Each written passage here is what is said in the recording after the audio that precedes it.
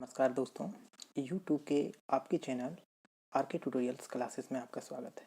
आज मैं आप लोगों के लिए एक टॉपिक लेके आया हूँ जो अर्थशास्त्र से रिलेटेड है। वो टॉपिक नहीं है बोला अगर जाए तो यह अर्थशास्त्र की प्रमुख शब्दावलियाँ हैं जो बहुत लोगों को समझ में नहीं आती। ये बेसिक्स एक तरह से है, ठीक है। ये कोई टॉपिक मतलब एक टॉपिक का मतलब पूरा विस्तार नहीं है, बल्कि ये वो शब्दावलियाँ हैं जो आप लोगों को जानने बहुत ज़रूरी है। ये जानना आप सभी लोगों को, चाहे आप कोई भी एग्ज़ाम की तैयारी करते हो, ये सबके लिए ज़रूरी है, क्योंकि ये बेसिक्स होते हैं अर्थशास्त्र के जो आप लोगों के लिए लेके आया हूँ। बहुत कठिन चीज़ नहीं है, लेकिन जब लोग पढ़े नहीं होते हैं, उस सब्जेक्ट से प्रॉपर नहीं होते हैं, तो उनको ये चीज़ बहुत हार्ड लगते हैं। सबको बोलते हैं कि इसका मतलब क्या होता है बताइए।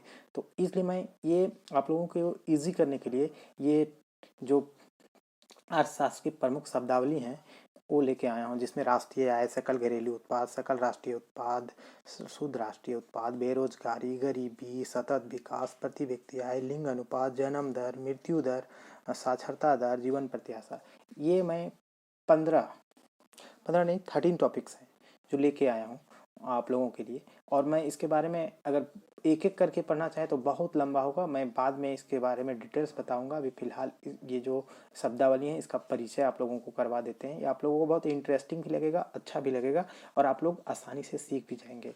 तो आप लोगों से बस यही मेरी विनती है कि आप लोग चैनल को सब्सक्राइब करना ना भूलिएगा, और वीडियो को लाइक्स ज़रूर कीजिएगा, और कमेंट्स भी, और अपने दोस्तों के साथ शेयर कीजिएगा। अगर वीडियो अच्छा लगे तो ज़रूर शेयर कीजिएगा। और ऐसा नहीं, मैंने बहुत प्रयास किया और आप लोगों को बहुत आसानी से मैं समझाने की कोशिश करूँगा। वीडियो ज़्यादा लंबा ना हो, इसके लिए मैं जल्दी जल्दी थोड़ा बताऊँगा। आप लोग वीडियो को ध्यान से वॉच कीजिएगा, ठीक है। तो शुरू करते हैं आज का सेशन, ठीक है। तो दोस्तों, आज का मेरा जो पहला है शब्दावली वो है राष्ट्रीय आय।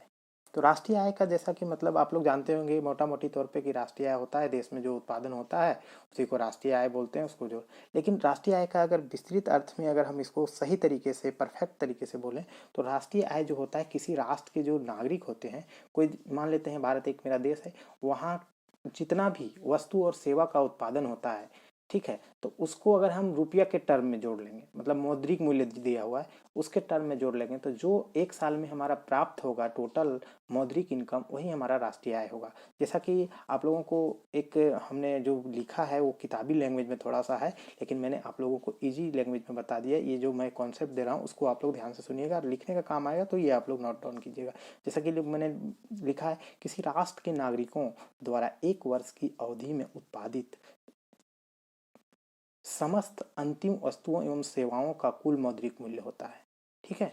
तो मैंने आप लोगों को बता दिया कि जो एक देश के नागरिकों के द्वारा जितना भी मतलब पूरी एक साल में जितना भी वस्तु एवं सेवा का उत्पादन किया जाता है, उसको अगर हम मुद्रा के रूप में जोड़ लेंगे तो वो हमारा जो टोटल मुद्रा का इनकम होगा वही हमारा राष्ट्रीय आय होगा, ठीक है। अब थोड़ा सा एक दो क्वेश्चन मैंने लिया जो एग्जाम में ज़्यादातर पूछते हैं। तो बोला जाता है कि राष्ट्रीय आय का आकलन कौन करता है, मतलब अगर हमारा देश भारत है, यहाँ राष्ट्रीय आय जितना होता है उसको कौन मतलब संगठित करके बतलाता है, एकत्रित करके बतलाता है कि हमारे देश में कितना आय हुआ।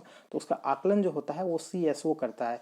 एक संगठन है जिसका फुल फॉर्म होता है केंद्रीय सांख्यिकीय संगठन, सेंट्रल स्टैटिस्टिकल ऑर्गेनाइजेशन, ठीक है।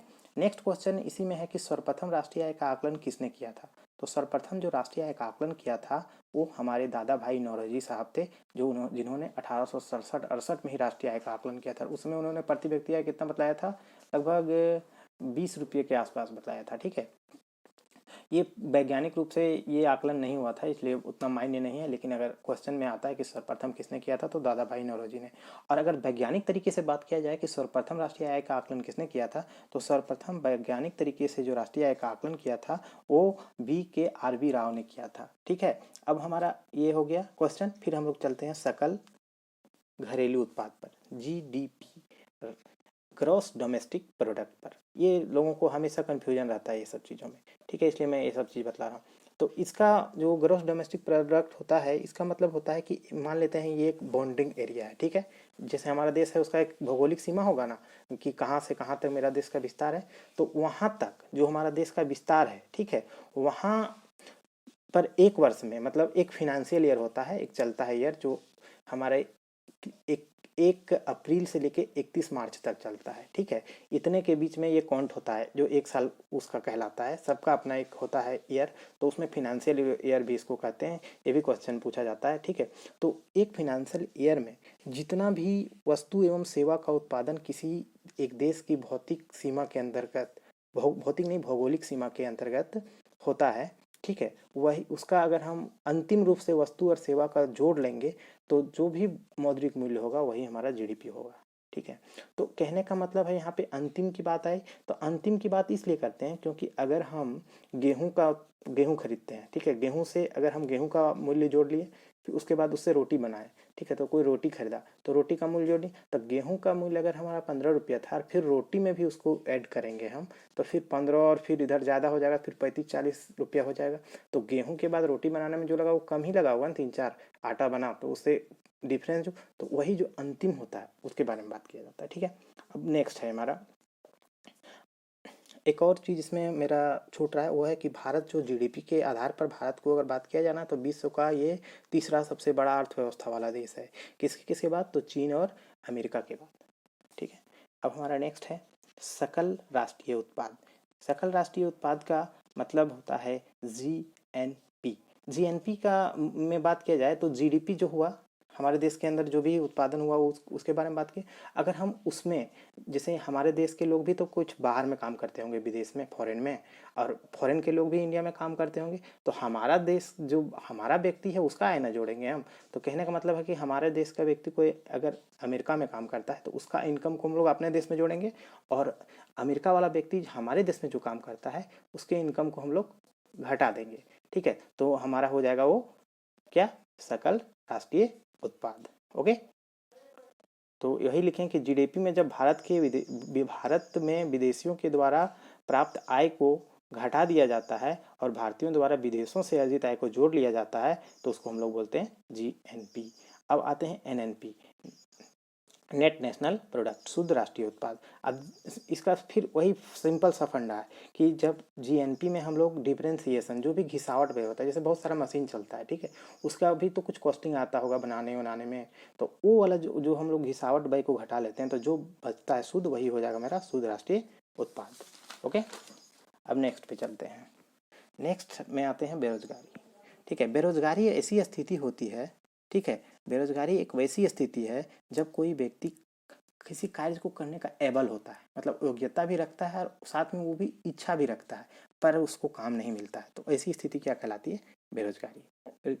मैंने डेफिनेशन दे दिया, आप लोगों को अच्छा से नहीं दिख रहा होगा तो थोड़ा सा ध्यान से देखिएगा, लेकिन मैं जो कॉन्सेप्ट बतला रहा हूँ वो ज़्यादा मैटर करता है, ठीक है। अब है कि एक क्वेश्चन इसी में है कि भारत में बेरोजगारी के आंकड़े कौन प्रस्तुत करता है, या आकलन जो इसका आकलन करता है वो कौन करता है? तो इसका आकलन एनएसएस वो करता है, राष्ट्रीय प्रतिदर्श सर्वेक्षण संगठन या ऑफिस, जो भी बोले, ठीक है। अब आते हैं नेक्स्ट, जहाँ तक बेरोजगारी की बात की जाए तो बेरोजगारी एक बहुत बड़ा टॉपिक है, ठीक है। तो बेरोजगारी में अगर हम घुसेंगे ना तो बहुत बड़ा टॉपिक है, एक बहुत लंबा क्लास हो जाएगा। बेरोजगारी का प्रकार, बेरोजगारी के कारण, बेरोजगारी के दूर करने के उपाय बहुत सारा है, ये हम इसका परफेक्ट एक क्लास में ही बताएंगे, ठीक है। नेक्स्ट है हमारा भारत की में हो गया। अब है गरीबी। गरीबी का मतलब होता है कि गरीबी जब कोई व्यक्ति अपनी मूलभूत आवश्यकताओं की पूर्ति, मूलभूत आवश्यकता हमारा क्या है? रोटी, कपड़ा और मकान, भोजन, वस्त्र और आवास। आज अगर उसकी भी पूर्ति नहीं कर पाता है तो वो व्यक्ति गरीब है, लेकिन उसकी जो स्थिति है वो क्या कहलाएगी? तो गरीबी कहलाएगी, ओके। अब जहाँ तक गरीबी की बात किया जाए तो गरीबी की परिभाषा बहुत से विश्व बैंक के अनुसार आता है, तो कभी योजना आयोग है, तो कभी आईएमएफ है, तो अलग अलग एजेंसियों के द्वारा आता है। भारत में बहुत सारी समितियां बनी जिसके द्वारा तेंदुलकर समिति, सुरेश समिति, केलकर, ये सब बहुत सारा चलैया है, बहुत सारा समितियां आई जो अपने अनुसार से गरीबी का सर्वेक्षण किया और बतलाया। लेकिन एक योजना आयोग ने 1977 ईस्वी में एक परिभाषा दिया जो पोषण के स्तर के आधार पर दिया, मतलब उन्होंने जो परिभाषा दिया वो गरीबी रेखा माना, एक बाउंड्री लाइन बनाया, ठीक है। वहाँ के अनुसार बोला कि कौन गरीब है, कौन गरीबी रेखा से ऊपर है और कौन गरीबी रेखा से नीचे है। उसके लिए उन्होंने बताया कि जो व्यक्ति अगर ग्रामीण लोग हैं तो ग्रामीण व्यक्ति अगर 2400 कैलोरी ऊर्जा प्राप्त कर ले रहे हैं अपनी इनकम से, ठीक है, तो वो गरीबी रेखा में के नीचे नहीं आएंगे। लेकिन अगर शहरी व्यक्ति है और 2100 कैलोरी प्राप्त कर रहा है तो वो गरीबी रेखा से ऊपर होगा, गरीबी रेखा में आएगा। ठीक है, कहने का मतलब है कि गरीबी रेखा के लिए 2400 कैलोरी तय किया गया ग्रामीणों के लिए और शहरी के लिए 2100 कैलोरी। अब बात की जाए कि उसमें कम और उसमें ज़्यादा क्यों, क्योंकि गरीब जो गांव के लोग होते हैं वो ज़्यादा शारीरिक श्रम करते हैं, इसलिए उसको ज़्यादा ऊर्जा की आवश्यकता होगी। ठीक है, और शहर के लोग होते हैं थोड़ा कम शारीरिक श्रम करते हैं, इसलिए उसे कम। ठीक है, तो ये हुआ हमारा योजना आयोग का परिभाषा के अनुसार। ठीक है, प्रतिदिन 2400 कैलोरी, प्रतिदिन 2100 कैलोरी। अब बात करते हैं कि गरीबी का कौन कौन सा रूप होता है। तो दो रूप होता है, एक सापेक्ष गरीबी, एक निरपेक्ष गरीबी। ये भी बहुत लंबा टॉपिक है, इसके बारे में एक दिन पूरा लंबा क्लास लेंगे। ठीक है, तो उसमें भी गरीबी की बात की जाए, दो गरीबी हो गया। अब गरीबी का जो मापन होता है सापेक्ष गरीबी को, वो लोरेंज वक्र के द्वारा और गिनी गुणांक के द्वारा होता है, और निरपेक्ष गरीबी का जो मापन होता है वो हेड काउंट विधि द्वारा होता है। जहाँ तक ये लोरेंज वक्र की बात की जाए तो 1905 ईस्वी में दिया था मैक्स ओ लोरेंज ने, और गिनी गुणांक को दिया था कोरेडो गिनी ने 1912 ईस्वी में। ठीक है, तो ये हम आप लोग को एक शॉर्ट बता दिए, क्योंकि हम अभी शब्दावली पे चल रहे थे तो शॉर्ट बता दिए, इसमें से भी बहुत सारे क्वेश्चन कवर हो जाएंगे। अब नेक्स्ट है हमारा है सतत विकास, जो 9th क्लास में भी पढ़ने का है, मैंने देखा था। ठीक है, इसको धारणीय विकास की धारणीयता भी बोला जाता है, सस्टेनेबल डेवलपमेंट। तो सस्टेनेबल डेवलपमेंट विकास का वह स्तर होता है, ठीक है, जो भावी पीढ़ी की आवश्यकताओं को समझे। ठीक है, मतलब मतलब जो अभी की जो आने वाली पीढ़ी है उसके आवश्यकताओं को समझौता किए बिना, मतलब उसके साथ कोई समझौता नहीं, और वर्तमान पीढ़ी की आवश्यकताओं को समझे और पूरा करे, और जो पर्यावरण के अनुकूल तकनीकी पर आधारित हो। कहने का मतलब है पर्यावरण की बातों पर जिसमें ध्यान दिया गया हो। ठीक है, तो कहने का मतलब है कि सतत विकास ऐसा विकास होता है जिसमें इस पीढ़ी का ही नहीं, जो हमारी आने वाली पीढ़ियां हैं, ठीक है, उसके लिए भी संसाधनों को बचा के रखना है। मतलब भावी पीढ़ी भी जो चीज़ हम यूज़ करें, मान लेते हैं हम नेचुरल रिसोर्सेज का यूज़ कर रहे हैं, कोयला पेट्रोलियम गैस जितना, तो आने वाली पीढ़ी के लिए भी तो हम लोग रखेंगे। ऐसा नहीं कि हम लोग अंधाधुंध खर्च कर देंगे, तो उसके लिए भी हम लोग को बचा के रखना है। इसके लिए हम लोग को साथ में पर्यावरण, वैसा वातावरण देना है, पर्यावरण को ऐसा इस्तेमाल करना है कि पर्यावरण उस तरह से ना हो जाए कि आने वाली पीढ़ी को वो चीज़ ना मिले। ठीक है, तो ऐसे विकास को हम लोग बोलेंगे सस्टेनेबल डेवलपमेंट, धारणीय विकास या सतत विकास। तो ये जो विकास है सतत विकास, इसकी जो धारणा है, ठीक है, वो बर्टलैंड रिपोर्ट था। ठीक है, वहाँ से आई है, और इस रिपोर्ट का अर्थ था आवर कॉमन फ्यूचर, हमारा सामान्य भविष्य। ठीक है, ये दो क्वेश्चन भी था इसमें, तो मैंने बता दिया। ठीक है, अब हमारा जो इसमें एक और बात ये रहे कि पर्यावरण की बात किया जाए, तो ये पर्यावरण को ही ध्यान में रखकर इस विकास को मतलब ध्यान मतलब रखा गया और बनाया गया और सोचा गया है कि पर्यावरण को कैसे सुरक्षित रखा जाए, और जिससे पर्यावरण सुरक्षित रहेगा तो अगला पीढ़ी भी हमारा सुरक्षित रहेगा। ठीक है, तो ये इसीलिए बोला गया है कि पर्यावरण के अनुकूल तकनीक, जो भी चीज़ हमें आज चाहे फैक्ट्री लगाना हो, चाहे कल कारखाना, गाड़ी गाड़ियाँ जो भी है, वो पर्यावरण को ध्यान में रखकर ही किया जाए। ठीक है, नेक्स्ट है हमारा है प्रति व्यक्ति है। तो प्रति व्यक्ति आय क्यों, मतलब आप जान रहे हैं कि एक व्यक्ति का है, कहने का मतलब होता है औसत आय। औसत आय मतलब होता है कि जैसा कि हम लोग जानते हैं कि औसत आय निकालने के लिए क्या करते हैं हम लोग, कोई भी किसी चीज़ का औसत आय निकालना रहता है तो हम लोग क्या करेंगे, टोटल जितना रहेगा और जितना संख्या रहेगा उससे भाग देते हैं। तो उसी प्रकार से हम लोग अगर प्रति व्यक्ति आय की बात किया जाए या औसत आय की बात की जाए, तो हम लोग जो हमारे देश की कुल जनसंख्या है, ठीक है, और हमारा जो मतलब नेशनल इनकम है, मतलब कुल आय है हमारे देश की कुल आय हुआ ना, तो कुल आय, हमारे देश की कुल आय को क्या बोलेंगे, नेशनल इनकम, राष्ट्रीय आय, और हमारे देश की कुल जनसंख्या को क्या बोलेंगे, टोटल जनसंख्या।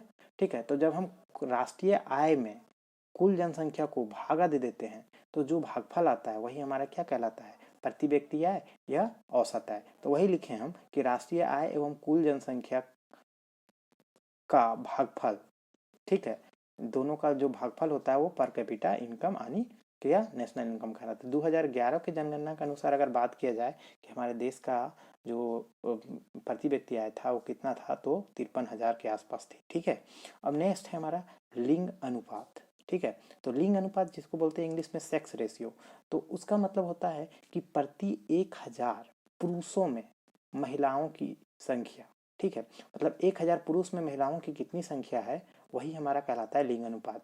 तो कहने का मतलब है अगर 1000 प्रति 1000 महिला में पुरुष का संख्या पूछा जाए, ठीक, मतलब प्रति 1000 पुरुष में महिला की संख्या, उल्टा हो गया था पहले तो ठीक मैंने बताया था। ठीक है, तो मैंने कहा कि प्रति 1000 पुरुषों में महिलाओं की संख्या ही कहलाता है लिंग अनुपात। तो अगर 1000 मान लेते हैं हमारे देश में, अगर 2011 के जनगणना के अनुसार लेंगे तो 943 महिला है, मतलब 1000 पुरुष हैं तो 943 ठो महिला है। यही होगा सेक्स रेशियो। ओके, नेक्स्ट है जन्म दर। तो जन्म दर यानी बर्थ रेट। बर्थ रेट का मतलब होता है कि प्रति वर्ष प्रति 1000 शिशुओं में जीवित जन्मे शिशुओं की संख्या, मतलब 1 साल की बात करेंगे इसमें भी, और इसमें भी 1000 से आंकड़ा लेंगे कि 1000 बच्चा जो हमारे यहाँ जन्म लेता है उसमें जीवित जितना रहता है वही कहलाता है हमारा जन्म दर। ठीक है, कोई जैसे होता है ना, मरा हुआ बच्चा भी पैदा होता है तो वो जन्म दर में नहीं आएगा, वो ऑलरेडी मर गया है। ठीक है, तो कहने का मतलब है कि प्रति 1000 में प्रति 1000 शिशुओं में जीवित जन्मे शिशुओं, जितना जीवित शिशु जन्म लेता है वही हमारा जन्म दर कहलाता है। अब आते हैं मृत्यु दर, मोर्टेलिटी रेट। मोर्टेलिटी रेट में होता है कि प्रति वर्ष एक साल की बात करेंगे, 1 साल में 1000 बच्चा जन्म लेता है, जिसमें से कि 1 साल या 1 साल से कम उम्र के जितना बच्चा मर जाता है वही कहलाता है मृत्यु दर। उठाएंगे साक्षरता दर की।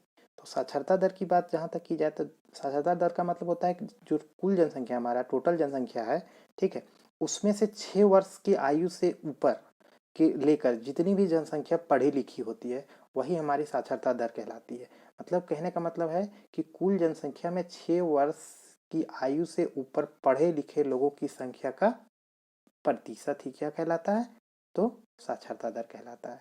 नेक्स्ट है हमारा, नेक्स्ट क्या नहीं, 2011 की जनगणना के अनुसार अगर बताएं तो साक्षरता दर जो हमारी कंट्री का थी वो थी 74.04%। ये हो गया टोटल। लेकिन पुरुष साक्षरता दर की बात की जाए तो 82.14% था, और महिला साक्षरता दर की बात की जाए तो 65.46% था। अब नेक्स्ट है हमारा है जीवन प्रत्याशा। तो जीवन प्रत्याशा की बात की जाए तो जीवन प्रत्याशा होता है कि एक व्यक्ति के औसत जीवन काल का अनुमान। ठीक है, कहने का मतलब है कि जीवन प्रत्याशा का मतलब होता है कि एक व्यक्ति कितना साल तक जीवित रह सकता है औसतन।